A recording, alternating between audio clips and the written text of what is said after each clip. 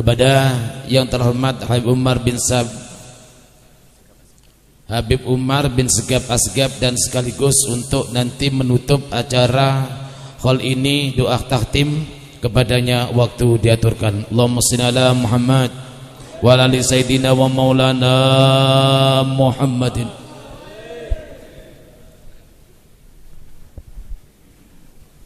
Assalamualaikum warahmatullahi wabarakatuh. Bismillah, alhamdulillah, wassalatu wassalamu ala rasulillah sayyidina maulana Muhammad bin Abdullah wa ala alihi wa sahbihi wa man walah. Wala hawla wala quwwata illa billah. Rabbi shrah li sadri wa yassir li amri wa hlul 'uqdatam min lisani yafqahu qawli. Amin amin ya rabbal alamin.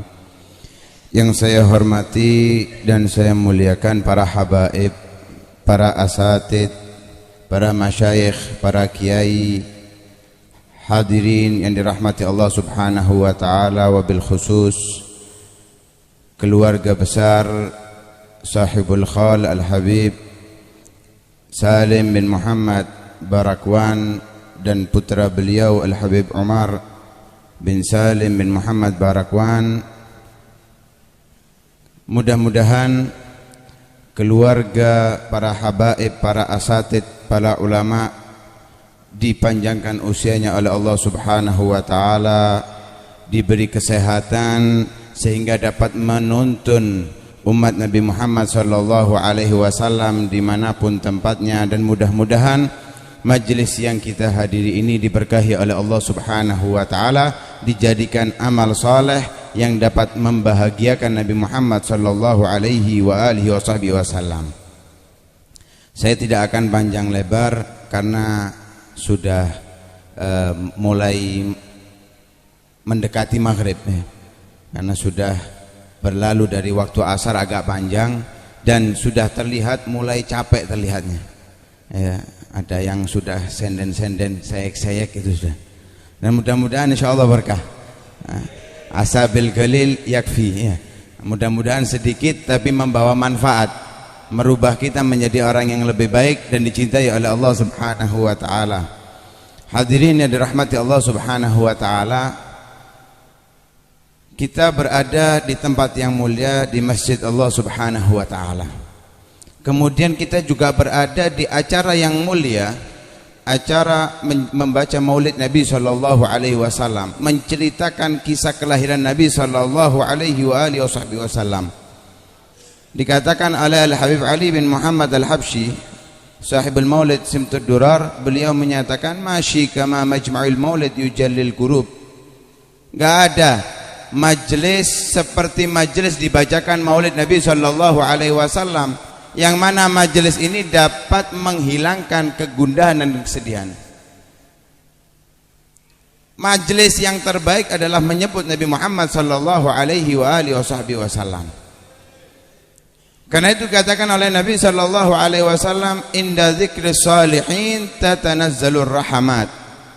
Dalam riwayat tanzilur rahmah, ketika menyebutkan orang soleh, maka rahmat Allah subhanahu wa ta'ala akan turun. Bagaimana kalau yang kita sebut bukan sekedar orang yang soleh, tapi sayyidus solihin, pemimpin orang-orang yang soleh? Maka sudah sepantasnya bukan satu rahmat, dua rahmat Allah turunkan, tapi guyuran rahmat Allah subhanahu wa ta'ala kita dapatkan di majelis yang seperti ini. Mudah-mudahan kita mendapatkan percikan daripada rahmat Allah subhanahu wa ta'ala. Kemudian juga kita menghadiri acara haul. Haul itu kalau diartikan bahasa Indonesia setahun.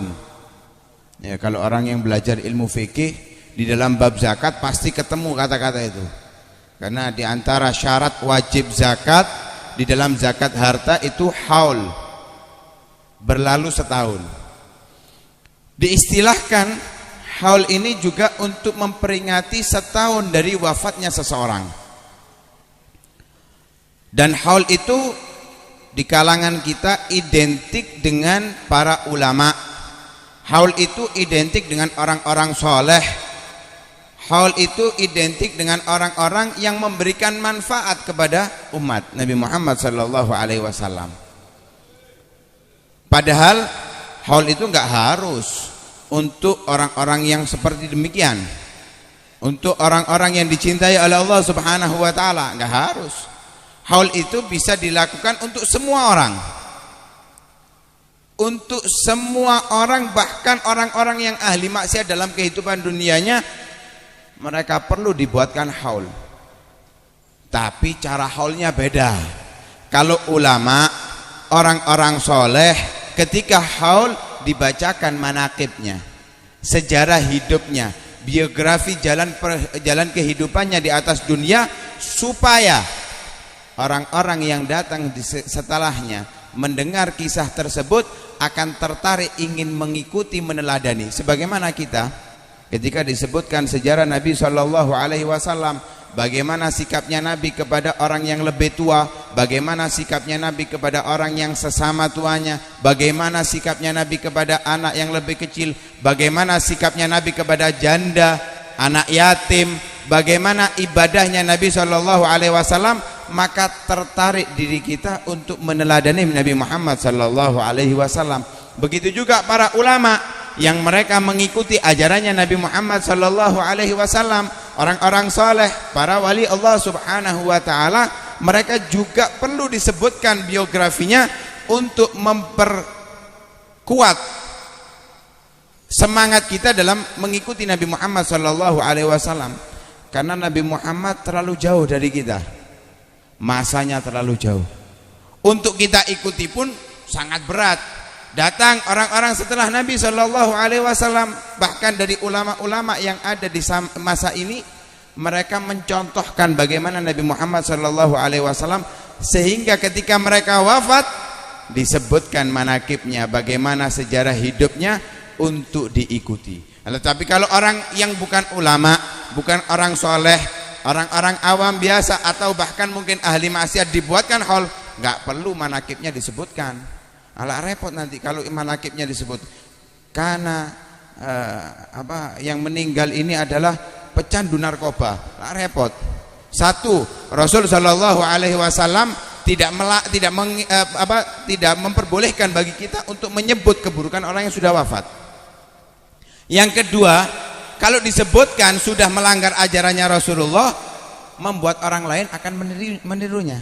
Karena memang orang yang bermaksiat, orang yang selalu melakukan maksiat, mau tidak mau ketika maksiat itu dibiarkan, tidak dimusnahkan, lama-lama membesar, membengkak, memperbanyak. Setelah itu kemaksiatan itu akan menjadi hal yang wajar, hal yang biasa. Karena itu kalau haulnya orang-orang yang biasa, bahkan orang yang maksiat, nggak perlu disebutkan. Loh, kenapa kok dibuatkan haulnya? Penting, sangat penting dibuatkan haul untuk mereka. Justru mereka lebih penting untuk dibuatkan haulnya daripada para aulia. Mengapa? Kita bacakan di situ tahlil, kita bacakan surah Yasin, kemudian kita panjatkan doa untuk diampuni dosanya. Sedangkan orang soleh, wali Allah Subhanahu Wa Taala, gak butuh maghfirah, gak butuh doa dari kita. Mereka sudah mendapatkan maghfirah dari Allah Subhanahu Wa Taala. Mereka orang-orang yang dicintai oleh Allah Subhanahu Wa Taala. Kalau kita orang awam, justru butuh doanya orang-orang yang setelah kita, agar dosa kita diampuni oleh Allah Subhanahu Wa Taala. Justru lebih penting. Karena itu kadang maaf kita menghadiri haul di sana, haul di sini, tapi nggak pernah kita buatkan haul untuk orang tua kita. Padahal itu justru lebih penting, justru yang lebih diutamakan untuk mendapatkan keistimewaan dari Allah Subhanahu Wa Taala. Dijadikan anak yang berbakti kepada orang tua. Ya, fungsinya membuat haul, diantaranya khususnya untuk sahibul haul, keluarga yang diholi, itu fungsi utamanya bukan sekedar memamerkan ini kakek saya, ini ayah saya, enggak. Fungsi utamanya menjadikan dirinya adalah anak yang berbakti. Karena Rasul Shallallahu Alaihi Wasallam bersabda, idza mata ibnu Adam inqata amalhu illa min thalath. Bila seorang hamba wafat, maka amal ibadahnya terputus, sudah enggak jalan lagi amal ibadahnya. Yang jalan apa sisanya? 3 hal.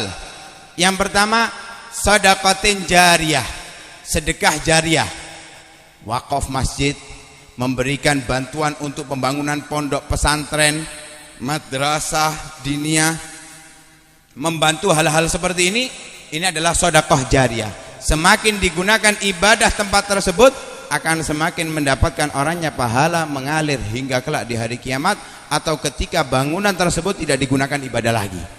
Yang kedua, ilmin yuntafa' bih, ilmu yang bisa bermanfaat. Dia memiliki ilmu, dia ajarkan. Nggak perlu banyak ilmu. Kita punya satu ilmu, kita hadir di majelis ilmu, kita sampaikan kepada istri kita, kita ajarkan kepada anak kita, kemudian mereka mengamalkan, mereka ajarkan kepada anaknya, turun temurun. Ini ilmu yang bermanfaat. Walaupun hanya satu, ketika bermanfaat pahalanya terus mengalir. Karena itu minimal kita sebagai orang tua mengajarkan surat Al-Fatihah kepada anak kita. Mengapa? Pasti dilakukan setiap sholat, dan itu akan menjadi amal yang mengalir kelak di hari kiamat, akan kita dapatkan hasilnya. Yang ketiga, au waladin salihin yad'ulah, anak soleh yang mendoakan orang tuanya. Lihat, ketika seseorang mendoakan orang tuanya, Nabi menyebut anak tersebut anak soleh. Padahal mungkin kita penuh dengan kemaksiatan kepada Allah, mungkin kita banyak lupa kepada Allah subhanahu wa ta'ala, tapi karena Nabi yang menyebut awaladin salihin yad'ulah, Allah rubah sifat kita. Mau tidak mau kita akan menjadi orang yang soleh berkat mendoakan orang tua kita. Karena itu jangan pernah lupakan orang tua kita, baik mereka yang masih hidup atau yang sudah meninggal. Selalu doakan mereka, karena itu akan membantu kita menjadi anak-anak yang soleh. Bahkan dikatakan oleh Al-Habib Abu Bakar Al-Masyhur Al-Adni, beliau masih hidup, beliau menyatakan, siapa yang setiap dikumandangkan azan, kemudian dia mendoakan Rabbighfirli wali walidayya, Rabbighfirli wali walidayya, Rabbighfirli wali walidayya 5 kali, tutup warhamhuma kama rabbayani shaghira. Setiap azan dia mendoakan orang tuanya dengan doa tersebut 5 kali, maka yang dulunya dia adalah anak yang durhaka dan orang tuanya sudah meninggal, gak mampu untuk membalik menjadi orang yang berbakti karena sudah meninggal, dicatat oleh Allah subhanahu wa ta'ala baron liwalideh, menjadi anak yang berbakti kepada kedua orang tuanya. Mudah, gak berat. Dengan doa untuk orang tua kita mendapatkan titel dari Allah subhanahu wa ta'ala anak yang berbakti. Antara sekarang kita berubah atau ketika kita akan wafat, kita akan berubah menjadi anak yang berbakti kepada kedua orang tua. Karena itu mudah-mudahan Allah subhanahu wa ta'ala menjadikan kita anak-anak yang soleh, yang selalu mendoakan orang tua. Dan mudah-mudahan orang tua kita yang sudah meninggal dijadikan kebunannya kebunan surga, dijadikan kuburannya kebunan surga, dan dijauhkan dari azab-azab kuburan dan azab-azab neraka. Dan mudah-mudahan kita yang hadir di majelis ini diberikan oleh Allah subhanahu wa ta'ala kekuatan untuk menjadi orang-orang yang lebih baik di sisi Allah subhanahu wa ta'ala, dijadikan hamba yang selalu mengabdi kepada Allah subhanahu wa ta'ala, dijadikan hamba yang semangat dalam mencari ilmunya Rasul sallallahu alaihi wasallam. Dan mudah-mudahan keberkahan daripada sahibul qaul diberikan oleh Allah subhanahu wa ta'ala kepada kita. Dan mudah-mudahan keluarga kita, tetangga kita, teman kita, mereka diberi hidayah oleh Allah subhanahu wa ta'ala berkat hadirnya kita di majlis ini. Amin amin ya rabbal alamin. Hadza minni wal afu minkum. Wassalamualaikum warahmatullahi wabarakatuh.